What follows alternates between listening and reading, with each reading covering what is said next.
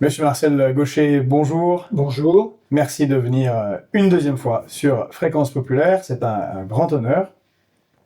Et on vous reçoit aujourd'hui pour parler de votre ouvrage, le dernier, le Nœud démocratique, aux origines de la crise néolibérale. Mais pour en parler, on aimerait revenir sur ce moment fondamental, je pense, dans la politique française récente, à savoir le référendum du 29 mai 2005, sur lequel les élites dirigeantes qui ont construit une Europe néolibérale se sont assises en 2008. Est-ce que la crise de la démocratie en France ne commence pas avec le rejet du vote populaire lors du référendum de 2005 ? Cette crise était souterraine.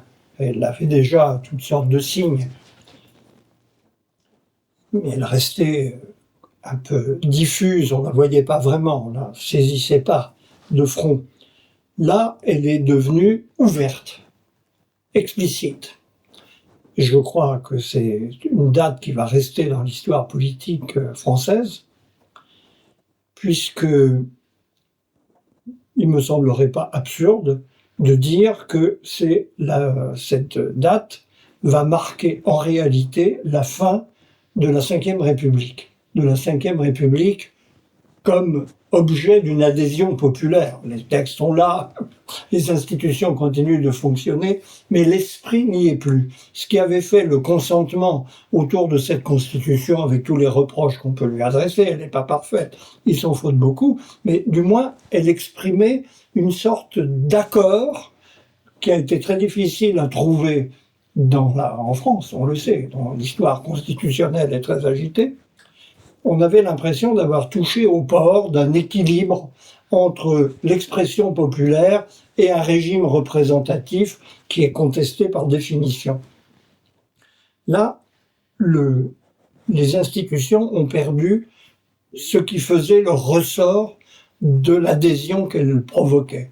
Et le signe le plus tangible, c'est que les deux partis de gouvernement qui faisaient vivre ce régime n'ont pas survécu en réalité à cette option qu'ils ont fait de tourner le dos à ce qui s'était exprimé dans le scrutin populaire. Que reste-t-il du Parti socialiste aujourd'hui ?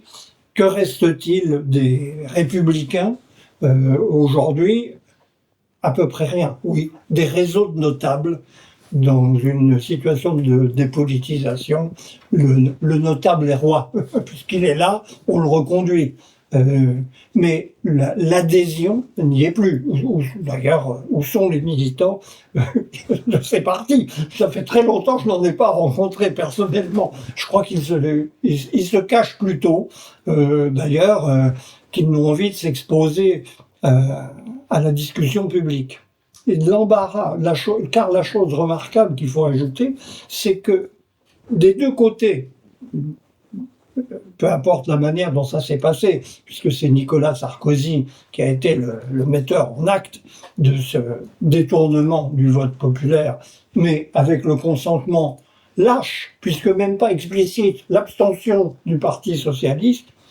Je crois qu'à partir de ce moment-là... Ça aurait pu être l'inverse. Ça aurait pu être l'inverse. Soyons francs. Oui.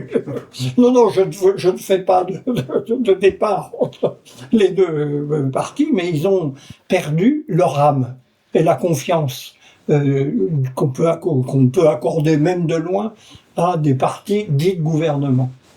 Donc je crois que c'est vraiment un moment à partir duquel on s'est aperçu qu'à l'intérieur d'un fonctionnement institutionnel qui fonctionne qu'à un cas, le parti de la rupture, après très divers, très contrasté, puisque maintenant on a deux forces de rupture, LFI à gauche et le RN à droite, mais le fait est... ce sont ces partis de rupture qui donnent le ton de la vie politique, puisque en gros, on a la citadelle officielle assiégée et la vie au sens de l'expression publique est dans des pôles opposés. C'est une situation pour le moins étrange et qui ne peut pas évidemment aboutir à un résultat satisfaisant. Alors cet ouvrage fait écho à l'ouvrage très marquant que vous avez écrit en 2016, qui s'est avéré particulièrement fondé, Comprendre le malheur français, où vous établissiez clairement que la démocratie fonctionne, elle est acceptée par tous, il n'y a pas de remise en cause réelle du type d'extrême gauche à extrême droite de la démocratie, mais elle est dysfonctionnelle parce que les aspirations populaires qui sont manifestées de différentes manières ne trouvent pas d'écho par ceux qui les dirigent, qui eux font autre chose. Là, on est d'abord dans la situation s'est décantée d'une certaine manière à partir de ce référendum et de son contournement en 2008, puisque maintenant, il est clair qu'on a une force gouvernementale qui est à l'abri du bouclier européen et qui continue sur sa lancée avec son agenda défini en fait à l'échelle européenne en regard d'une population qui n'entre pas dans l'esprit de sa politique, même quand elle vote par résignation pour les gens en place. Parce que voilà, il y a une inertie et puis une volonté de manifester son adhésion au-delà d'une option politique précise, au principe même du vote, parce qu'après tout, on est dans un régime quasi censitaire de fait, qui n'est pas tout à fait ordinaire dans la longue histoire de la démocratie, mais le cœur même de ce qui est l'âme de la démocratie, c'est-à-dire la possibilité pour le peuple souverain de trancher les grandes options, n'est plus en rendez-vous. D'ailleurs, pas de référendum depuis 20 ans. Pas de référendum depuis 20 ans, une agitation, et mieux, on arrive maintenant, on le voit typiquement avec Emmanuel Macron, à une situation burlesque, parce que comme il y a le sentiment que la question est posée, on agite l'idée. Hein, on dit on va faire des référendums. Alors maintenant c'est la velléité de référendum dont on sait qu'elle ne sera suivie d'aucun effet. Tout le monde est tranquille. Et d'ailleurs maintenant on en est à dire d'ailleurs ça coûte cher.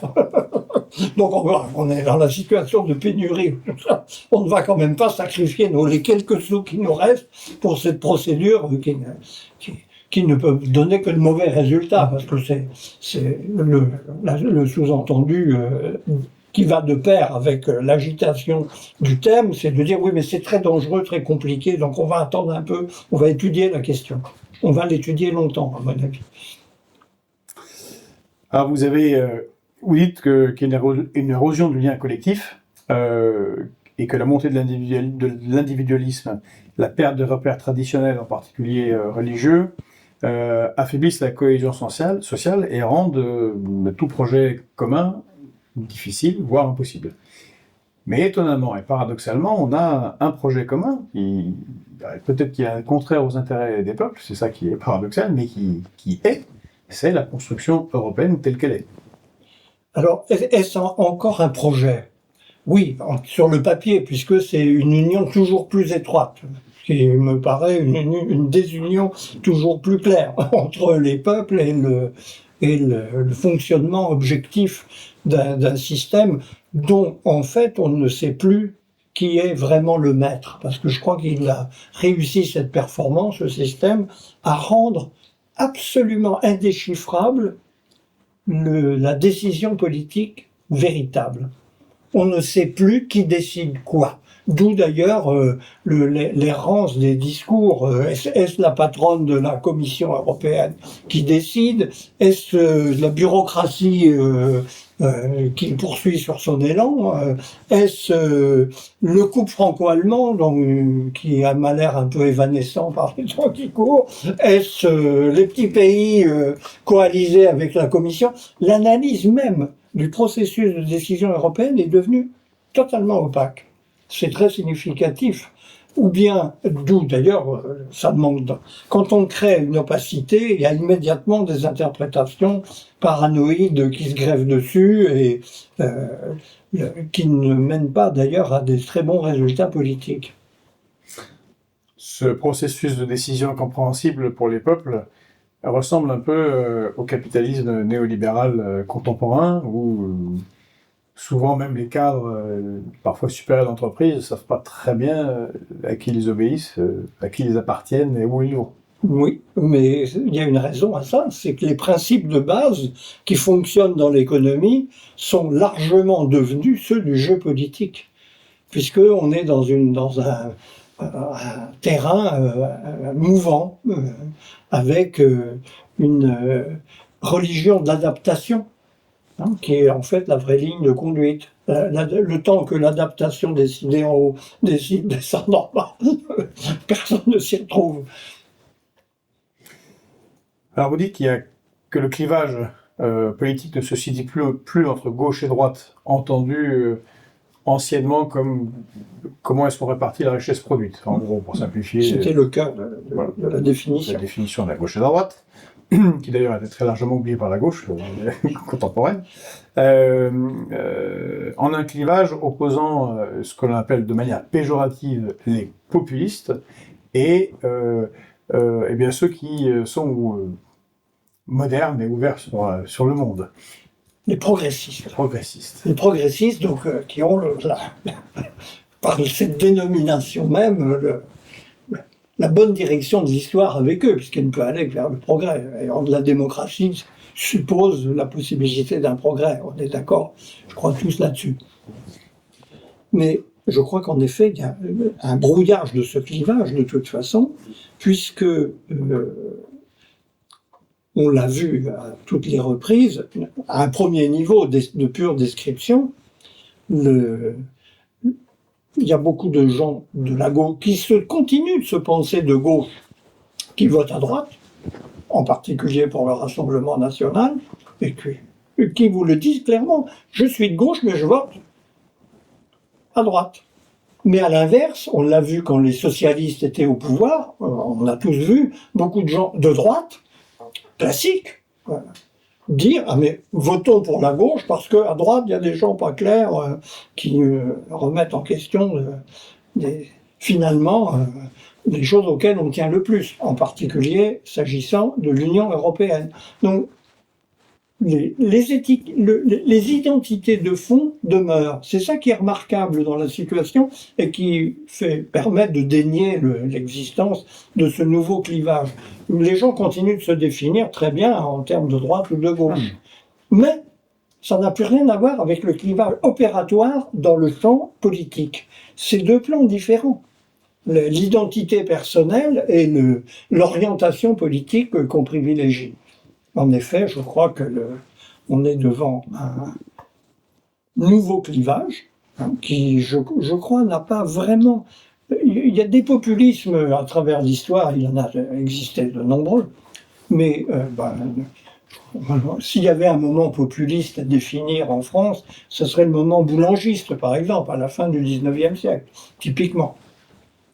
Mais ce qu'on met aujourd'hui sous le mot de populisme est évidemment nouveau par rapport à tous ces repères antérieurs. C'est plus du tout les populismes classiques, c'est un populisme inédit lié fondamentalement, je pense, à la mondialisation. Parce que finalement, le choix politique déterminant, et c'est ça qui repose la question européenne, parce que quel était l'enjeu de 2005 ? En fait, c'était pas en tant que tel la cause européenne. Les gens il y a une unité civilisationnelle européenne indiscutable à l'échelle du globe. Il y a une volonté de pacifier cet espace et d'avoir des rapports coopératifs qui est acquise. Donc, de ce point de vue-là, il n'y a pas de remise en question de l'idée européenne. Il y a une remise en question de ce en vue de quoi elle fonctionne. Et en gros, l'enjeu de 2005, c'est va-t-on faire de l'Europe la zone commerciale la plus ouverte du monde ? C'est le cas. C'est le cas.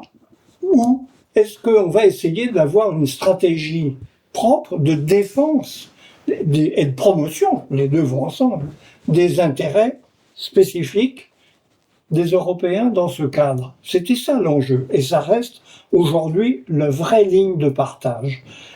Comme l'Union européenne, maintenant, a une vitesse acquise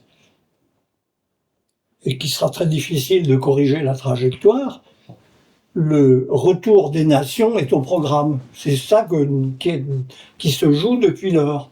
C'est-à-dire, puisque à l'échelle européenne, rien n'est possible, au moins, à l'échelle des nations qui demeurent, qui même, à mon avis, l'effet paradoxal qui n'était pas prévu par les promoteurs du projet, c'est qu'au total, le fonctionnement européen a renforcé l'adhésion des citoyens à leur nation, partout en Europe. Ça, c'est un phénomène qu'il faudrait scruter de plus près. C'est très intéressant. Eh bien, il faut se rabattre sur cet échelon pour, à l'intérieur ou pas du cadre européen, ça c'est une vraie discussion politique. Est-ce qu'on peut le faire à l'intérieur de la construction européenne? Est-ce qu'il faut trouver autre chose? Ça vous semble difficile, d'après ce que vous dites? Oui, je crois. Je crois que c'est très difficile. Parce que ou alors il faut vraiment une remise en question telle que la difficulté d'emporter l'adhésion dans le temps, puisque est presque insurmontable, alors qu'il y a des urgences. Il y a des choix cruciaux à faire rapidement. Vous voulez dire que changer l'Europe de l'intérieur, comme le prône comme un mantra le Parti Socialiste et maintenant la France Insoumise depuis 40 ans, mais que adopte, on entend la droite, même le Rassemblement National, tout le monde veut changer l'Europe de l'intérieur. Alors changer là de l'intérieur et on Les gens verra. qui veulent la changer de l'intérieur, change pas beaucoup. Non. Justement parce que ce système est conçu d'une manière assez ingénieuse, par une démarche que c'est pas le lieu d'examiner parce qu'elle est compliquée, pour rendre le changement, le retour en arrière sur des dispositions cruciales extrêmement difficile. Hein, c'est l'effet de cliquet. Pour reculer quand vous êtes dans un mécanisme de ce genre, c'est très très compliqué. Donc, au moins, à l'intérieur de cet espace, peut-on jouer des politiques qui limitent la casse par rapport aux dégâts manifestes du système tel qu'il fonctionne. C'est Jean Gabin, dans Le Président, le film d'Henri Verneuil, dans cette célèbre diatribe à l'Assemblée nationale, disait tout le monde veut l'Europe, mais c'est sur la forme de l'Europe que l'on ne s'entend pas. Il résumait déjà bien la question. Depuis le départ. Il y a un discours étonnant qui est rarement cité en dépit du prestige de son auteur, de Pierre Mendès France, dès à l'origine de la construction européenne, qui avait parfaitement posé le problème. Que n'a-t-il été écouté? À l'heure actuelle, justement, l'Union européenne est lancée dans un processus de fédéralisation accéléré. Et pour le coup, complètement dans le dos des peuples. C'est quelque chose dont on ne parle pas réellement dans l'espace public. Vous aviez l'année dernière signé une tribune publiée au Figaro demandant au minimum un référendum pour que le peuple décide si on doit enterrer définitivement la nation française ou pas. Est-ce que vous pensez que cette fédéralisation va se faire ou qu'il y aura une sorte de rebond populiste, de défense de la nation française en France, grecque en Grèce, allemande en Allemagne, ou alors les élites ont-elles pris tellement de pouvoir qu'elles peuvent faire ce qu'elles veulent? Nous sommes devant l'inconnu. Mais je constate que le moral n'y est plus en haut lieu et que le sentiment que l'adhésion ne suit pas a quand même rendu les acteurs un peu plus prudents. Sauf la bureaucratie européenne, hors sol, qui continue sur son air et qui est la force maintenant politique déterminante, c'est très clair.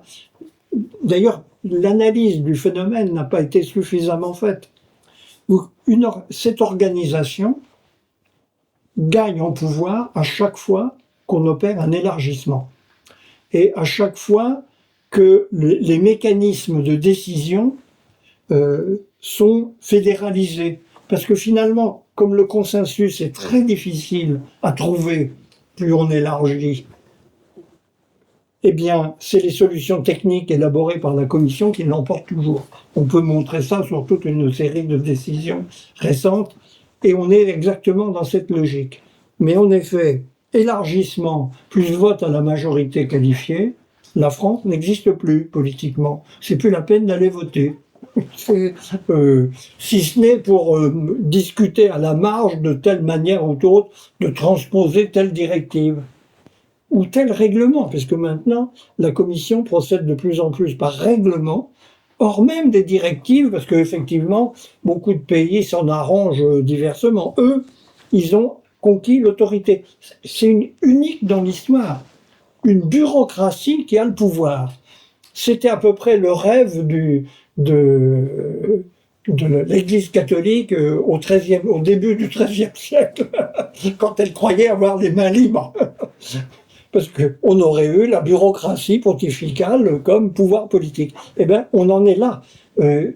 En fait, à l'arrivée, cette construction a marginalisé tous les mécanismes démocratiques, y compris à l'intérieur de chacune des nations.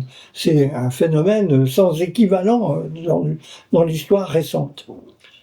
Si vous me permettez, je voudrais revenir un mot sur le populisme. Je vais y revenir. Mais, allez. parce que, justement, il faut sauver ce mot de l'opprobre ou du ridicule. Le populisme est une composante normale de la vie démocratique.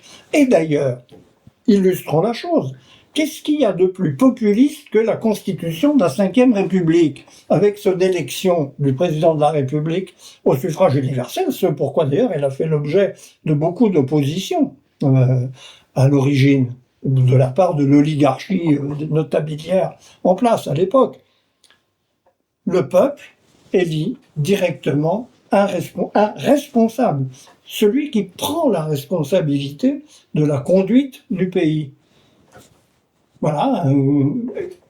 Et d'ailleurs, qu'est-ce qu'il y a eu de plus populiste dans notre histoire récente que l'élection d'Emmanuel Macron en 2017 ? Voilà un jeune homme, certes introduit mais qui n'était pas du tout en vue, qui sort des profondeurs de la population, qui apprend à le connaître et qui vote pour lui au-dessus de tous les partis. C'est l'élection la plus typiquement populiste qu'on ait eue dans toute l'histoire de la Ve République, en fait. Puisque le général de Gaulle avait été d'abord désigné président par un système qui n'avait rien de démocratique, en ce sens-là. Le populisme... Et puis la gestion de la crise des Gilets jaunes par Emmanuel Macron est absolument césarienne. Césarienne. Mais on contourne les institutions, je parle au peuple qui vient... Oui, voilà. J'en parle pas trop, quand même. Justement, le césarisme l'emporte sur le populisme, parce que le danger du populisme, c'est le césarisme, c'est-à-dire le système plébiscitaire. Non seulement on élit quelqu'un qui est supposé représenter le peuple au-delà de ses divisions multiples, mais c'est qu'on veut la ratification populaire. D'où, dans un système de style populiste, l'outil référendaire est essentiel, puisqu'il est là pour ratifier, au fond, l'adhésion à des mesures qui contournent tous les systèmes institutionnels habituels. En aparté, c'est un peu le fonctionnement de la Russie, en fait.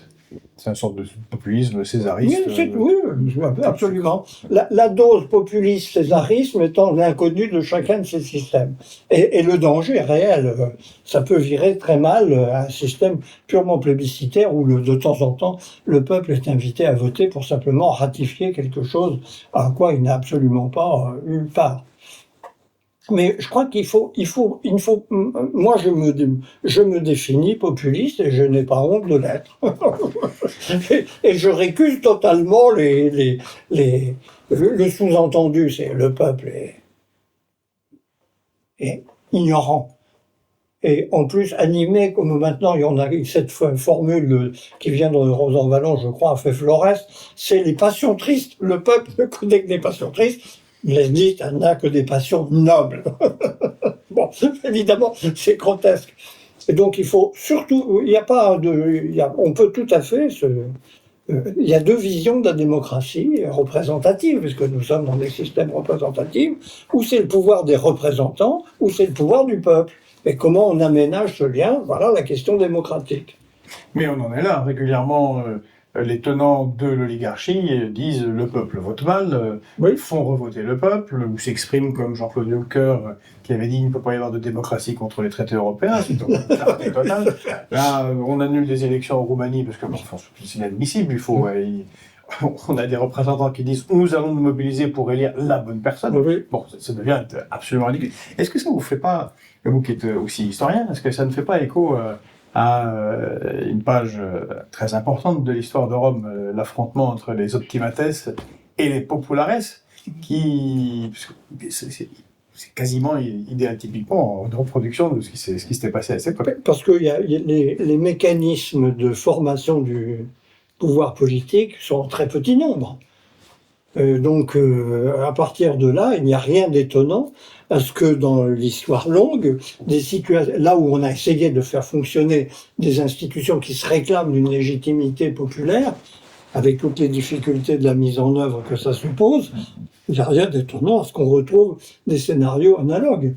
Entre l'histoire grecque et l'histoire romaine, on peut abondamment évoquer des précédents à ce que nous connaissons. C'est l'échelle qui a changé, voilà, et la nature des problèmes du coup. Alors justement les optimates, les meilleurs d'entre nous, les premiers de cordée,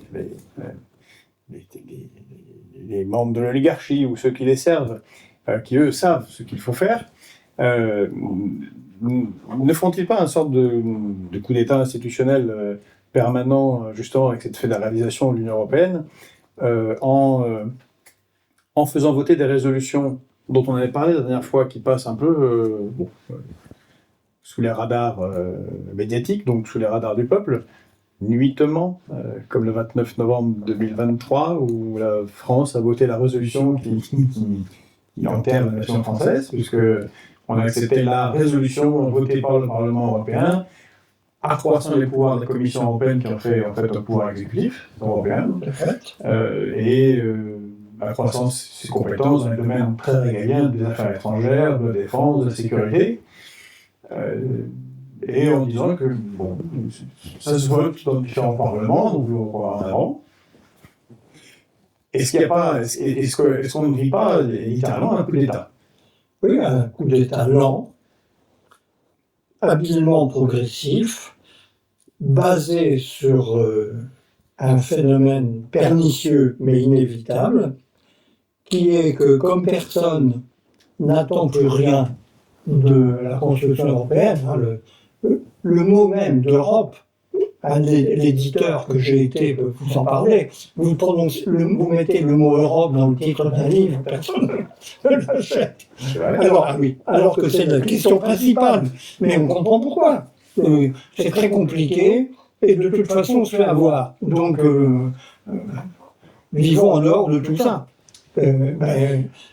C'est pas nous sommes passés dans une nouvelle époque du coup d'État. Le coup d'État, c'était les militaires. On s'empare des grosses institutions, de la radio, de la télévision. On contrôle le Parlement. Donc tout ça, ça appartient au passé. Mais on a trouvé beaucoup mieux. C'est le coup d'État dont personne ne s'aperçoit. Le coup d'État en douce, sous les radars. Et c'est très exactement la principale invention européenne. C'est le coup d'État permanent, comme aurait dit un certain François Mitterrand dans le passé à propos de la constitution de la Ve République, mais qui ne se voit pas. Merveille de l'invention politique. Les deux inventions européennes, il y en a deux. C'est l'union fait la faiblesse, il fallait le trouver aussi, et le coup d'État que personne ne remarque, ou presque. c'est ça le résultat effectif de ce processus, justement, auquel 2005 aurait dû mettre un vrai coup d'arrêt, pour trouver autre chose. Parce que, encore une fois, l'idée européenne en tant que telle n'est pas en cause. Nous sommes à l'intérieur d'un continent qui a fait assez de guerre pour vouloir la paix et qui a un acquis en commun à gérer. Mais comment? Voilà. Il faut tout remettre à zéro. Alors justement, cette Europe, cette Union européenne est prise dans la mondialisation. Elle est le parti de la mondialisation dans la mondialisation. C'est pire. Justement, c'est très exactement ça. C'est le parti de la mondialisation dans la mondialisation,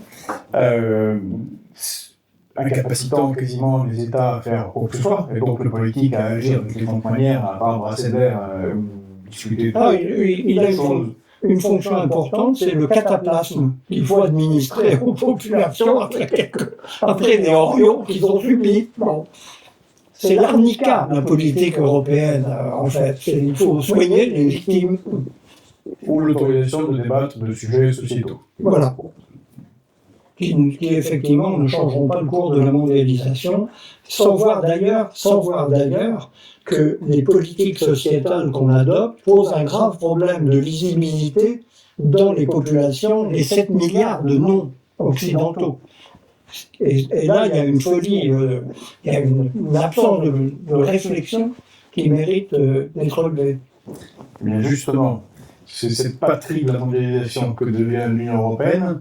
Elle est confrontée en fait maintenant à un monde où qui n'est plus dans cette mondialisation, que ce soit la Russie, la Chine, les États-Unis, le Brésil, l'Inde, ont des systèmes politiques différents, semblent eux, qu'ils soient américains, leaders du bloc occidental, ou dans les BRICS, pour les autres, avoir décidé d'abord l'intérêt national, le retour de l'État, en contraignant, si nécessaire, les éventuels oligarques qui voudraient s'écarter du chemin tracé par l'État. Tant que c'est dans le chemin, vous n'avez pas de problème, vous restez milliardaire, mais ne vous sortez pas.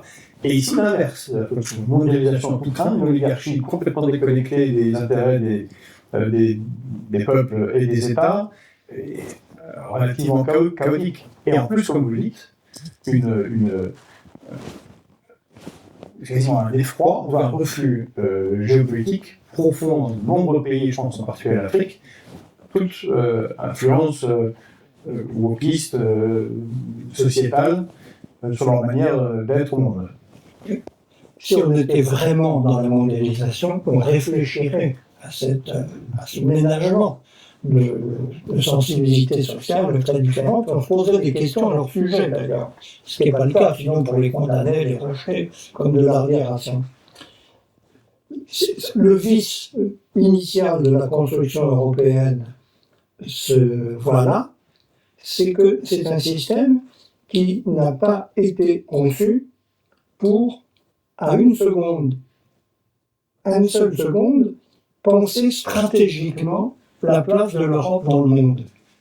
Et c'est pour ça que la mondialisation est apparue comme une philosophie naturelle. Ah oui, nous sommes dans le monde. Voilà. Et oui, ce qui se passe, c'est le retour du politique à l'échelle planétaire. Nous avons des entités stratégiques. Derrière la politique de Trump, sur laquelle on divague à loisir, parce qu'il s'y prête, il faut le dire, il y a une stratégie américaine qu'il faudrait commencer par identifier, pour voir comment on peut y répondre stratégiquement, et pas simplement en disant non, pas 50% de droits de douane, allez 15%, on s'arrange. Non, c'est pas comme ça, c'est pas de ça qu'il s'agit. C'est vraiment l'Amérique, les États-Unis d'Amérique ont une différence fondamentale par rapport à l'Europe, c'est une puissance qui raisonne stratégie. La mondialisation a été pour eux le moyen, ont-ils cru, de faire un monde qui ressemblerait aux États-Unis, à commencer par la Chine, peut-être même la Russie. Bon là, la Russie, c'était un problème. Ils ne savaient pas très bien ce que c'était, en fait. Et puis ils s'aperçoivent aujourd'hui que le monde ne ressemblera pas aux États-Unis. Et donc, ils adoptent une nouvelle stratégie. C'est un changement de cap complet de la politique américaine, mais c'est vrai des BRICS en particulier, qui, eux, ont une vision ascensionnelle Ils ont, dans un premier temps, tiré parti de la mondialisation, ils ont pris la mesure des problèmes que ça leur posait, et ils agissent stratégiquement. Il y a une entité stratégique, c'est l'Union européenne dans ce paysage, et c'est la menace existentielle, alors là, quand même à dire maintenant, notre président qui pèse sur elle. Dans un monde de stratèges, si vous ne l'êtes pas, vous êtes battu. Nous sommes les perdants d'avance. Résultat, il y a cette bizarrerie européenne à vouloir se constituer en État, en profitant de la crise en Ukraine, en définissant l'adversaire, qui justifie la création justement de ce super-État qui se pose en défenseur de valeurs contre la Russie et qui naîtrait à la faveur de cette guerre. D'abord, Je parle de leur projet. oui, j'ai bien entendu. Justement, l'Union européenne ne peut pas être un État. Parce que un État, il ne se définit pas par la défense de valeurs, mais par la défense d'un peuple, par la légitimité donnée par l'adhésion collective. Donc,